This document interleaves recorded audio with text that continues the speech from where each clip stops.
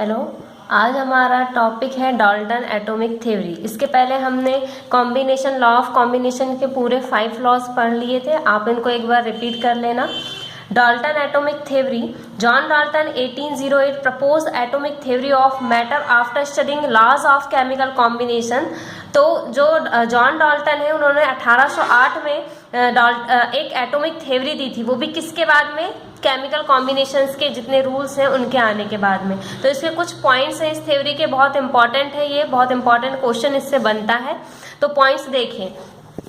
Matter is made up of extremely small and individual particles called atom. तो वो पदार्थ के वो तत्व जो बहुत छोटे छोटे, कोई भी पदार्थ बहुत छोटे छोटे स्मॉल पार्टिकल से मिलकर बना होता है, इन पार्टिकल को हम एटम्स कहते हैं, ठीक है, जिसको हम परमाणु कहते हैं। Atoms of same substance are identical in all respects, the possess same size, shape, mass, chemical property etc. जो एटम होते हैं अगर वो एक ही सब्सटेंस के, सब्सटेंस का मतलब पदार्थ, तो कोई भी एटम जो एक ही सब्सटेंस में पाए जाते हैं वो सब आपस में साइज में, शेप में, मास में और केमिकल प्रॉपर्टी में एक से होंगे।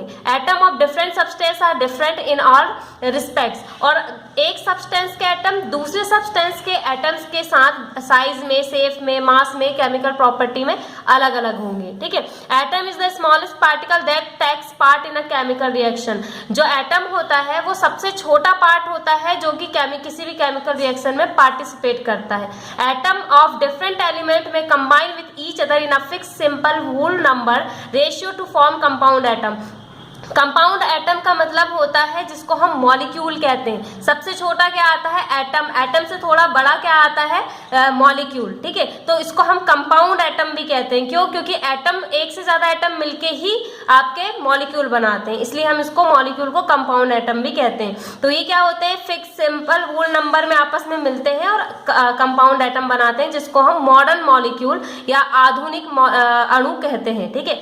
Atoms can neither be created not destroy, atoms are indestructible. तो हम एटम्स को ना तो बना सकते हैं और ना ही इसको डिस्ट्रॉय कर सकते हैं।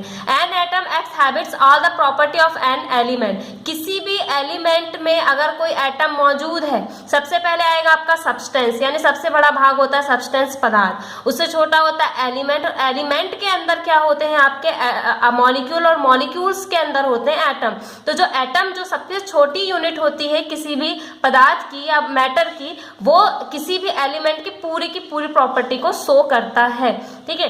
It is the smallest particle taking part in a chemical reaction that maintains it individually even after the chemical change. तो ये वो पार्टिकल है जो किसी भी केमिकल रिएक्शन में पार्टिसिपेट करता है और अपने आप में कोई भी केमिकल चेंजेस नहीं करता है। Atom can not be divided further individuals atom. तो एटम का मतलब होता है, ए का मतलब कैन नॉट और टम का मतलब कट। मतलब एटम वो एक कण है जिसको हम और भी छोटे भागों में काट नहीं सकते, ठीक है। अब डाल्टन एटॉमिक थ्योरी की कुछ लिमिटेशंस है, कुछ दोष है। पहला है, it is unable to explain the difference between the atom two different element. इस थ्योरी ने दो अलग अलग एलिमेंट या दो अलग अलग तत्वों में पाए जाने वाले एटम के बीच में जो डिफरेंस है वो उन्होंने नहीं बता पाया। It is unable to explain the causes of compound formation by the combination of atom of substance. किसी भी सब्सटेंस में पाए जाने वाले एटम कैसे वो फॉर्मेशन करता है, आपस में कंबाइन करके कंपाउंड बनाता है, ये भी उन्होंने नहीं बता पाए। It is unable to explain the bonding forces between the atom of a compound atom molecule. उन्होंने ये एक्सप्लेन नहीं किया कि कैसे दो एटम के बीच, दो एटम आपस में मिलते हैं और कंबाइन करके मॉलिक्यूल बनाते हैं, यानी कि उन्होंने इनके कॉम्बिनेशन के बीच में जो फोर्स लगने वाला है उसके बारे में उन्होंने एक्सप्लेन नहीं कर पाया, ठीक है। It is unable to explain the Gay-Lussac law of gases combination। पीछे हमने Gay-Lussac लॉ पढ़ा था गैसेस के बारे में, उन्होंने इसे भी एक्सप्लेन नहीं किया। It is unable to differentiate between an individual atom and compound atom। उन्होंने एटम और मॉलिक्यूल, मॉलिक्यूल को हम क्या बोलते हैं? कंपाउंड एटम भी बोलते हैं। तो एटम और मॉलिक्यूल के बीच में उन्होंने डिफरेंस भी नहीं बता पाया, ठीक है। तो आप इनकी लिमिटेशंस और इस थ्योरी के एक एक पॉइंट अच्छे से याद करेंगे, बहुत इंपॉर्टेंट है, ठीक है। Concept of element, atom and molecule. यहाँ हम समझते हैं एलिमेंट यानी तत्व क्या है, एटम परमाणु क्या होते हैं और मॉलिक्यूल अणु क्या होते हैं, ठीक है। सबसे पहले element. Pure substance are of two types, कोई भी सब्सटेंस या पदार्थ दो प्रकार का होता है, those which can be divided into simple substance and those whose division into similar substance is not possible. पदार्थ दो प्रकार के, सब्सटेंस मतलब पदार्थ, एलिमेंट मतलब तत्व, एटम मतलब परमाणु, मॉलिक्यूल मतलब अणु, ये आपको चीजें याद होनी चाहिए। सबसे बड़ा क्या आएगा आपका सब्सटेंस, उससे छोटा एलिमेंट, उससे छोटा मॉलिक्यूल, मॉलिक्यूल से छोटा क्या आएगा एटम आएगा, ठीक है। एटम सबसे छोटी इकाई है। तो सब्सटेंस दो टाइप के होते हैं, वो जिनको आप और भी छोटे छोटे भाग में डिवाइड कर सकते हैं, और दूसरे वो जिसको और भी छोटे भाग में डिवाइड करना पॉसिबल नहीं है। For example heating mercury oxide is dissociated into two substance. जब भी हम जैसे मरकरी ऑक्साइड HgO, ठीक है, ये Hg मरकरी है, O ऑक्सीजन को डिनोट करता है, ये होता है मरकरी ऑक्साइड। जब हम इसको गर्म करते हैं तो ये मरकरी और ऑक्सीजन में टूट जाता है, ठीक है। तो ये है जो वो एलिमेंट है जिसको आप डिवाइड कर सकते हैं, और उसके बाद जो मरकरी और ऑक्सीजन जो बना है इसको आप और छोटे भागों में डिवाइड नहीं कर सकते, ठीक है। The pure substance of first type are called compound. ये जो प्योर सब्सटेंस है पहला वाला मरकरी ऑक्साइड जिसको आप डिवाइड कर पा रहे हैं, उसको आप क्या बोलेंगे कंपाउंड। कंपाउंड मतलब यौगिक। एंड जो सेकंड टाइप है इसको आप क्या बोलेंगे, जो आपका मरकरी और ऑक्सीजन बना है इसको हम बोलते हैं एलिमेंट यानी तत्व, ठीक है। तो ये अंतर होता है। British scientist Robert Boyle mention in 1660 that some substance can be based called as large simple substance as their substance cannot be decomposed into further simple ones। तो रॉबर्ट बॉयल ने बताया है कि कुछ सब्सटेंस ऐसे होते हैं जिसको हम सिंपल सब्सटेंस कहते हैं, जिनको हम और भी डिकम्पोज यानी विभाजित नहीं कर सकते सिंपल में, ठीक है। They form different compound by proper combination, these are elementary substance. और उनको एक निश्चित अनुपात में ही मिलाकर आप दूसरा कॉम्बिनेशन या दूसरा कंपाउंड बनाते हैं, इन्हीं को हम एलिमेंट्री सब्सटेंस कहते हैं, ठीक है। अब है ये जो बॉयल ने जो डेफिनेशन दी है उसी को मॉडिफाई किया है किसने, लेवाइजर ने। तो आप ये दोनों के दोनों डेफिनेशन अच्छे से याद रखेंगे। लेवाइजर की क्या डेफिनेशन है, according to Lavoisier an element is a pure substance which can neither be decomposed into nor built from simple substance by any physical or chemical matter। तो उन्होंने कहा है कि किसी भी एनिमल का या कोई भी ऐसा सब्सटेंस जिसको आप ना तो डिकम्पोज कर सकते हैं, ना तो तोड़ सकते हैं, और ना ही बना सकते हैं सिंपल सब्सटेंस में। चाहे आप कोई भी फिजिकल या केमिकल मेथड यूज करें, ना तो आप उसको और ज्यादा तोड़ सकते हैं और ना ही बोल्ट कर सकते हैं। This definition also does not hold true today. लेकिन ये डेफिनेशन अभी सही साबित नहीं होती। As now the transformation of one element into another is possible by transmutation. तो अभी के समय में क्या हो गया है कि आप एक एलिमेंट को दूसरे एलिमेंट में बदल सकते हैं ट्रांसमुलेशन के, यानी तत्वांतरण जिसको बोलते हैं, एक तत्व से दूसरे तत्व में बदलना।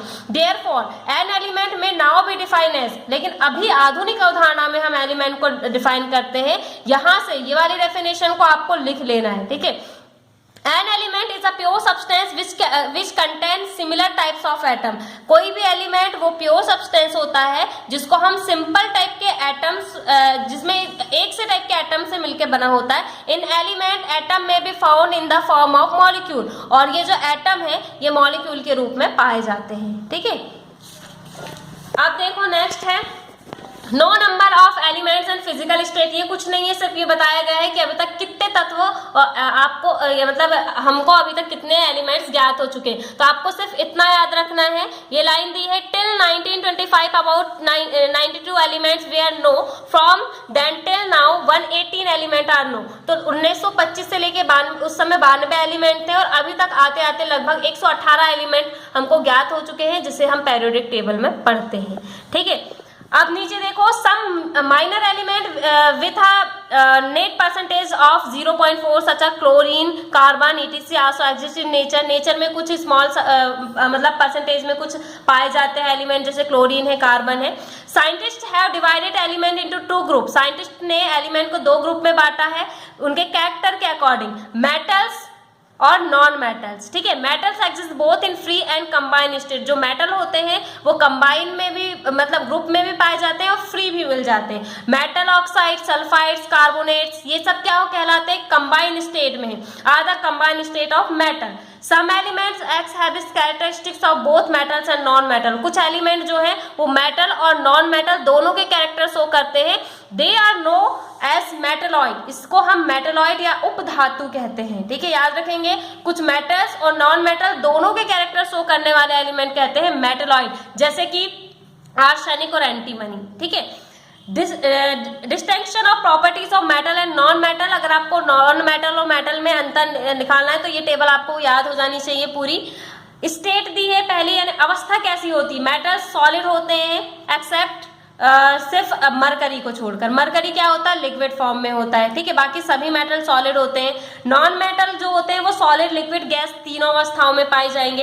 डेंसिटी, घनत्व क्या होता है, मेटल्स का हाई डेंसिटी होते हैं एक्सेप्ट सोडियम, पोटेशियम और लिथियम को छोड़ करके। ठीक है, नॉन मेटल क्या होते हैं, लो डेंसिटी के होते हैं। मेटेलिक ल्यूस्टर, यानी इनमें चमक कैसी होती है, मेटल्स में प्रेजेंट होती है, नॉन मेटल में कोई चमक नहीं होती।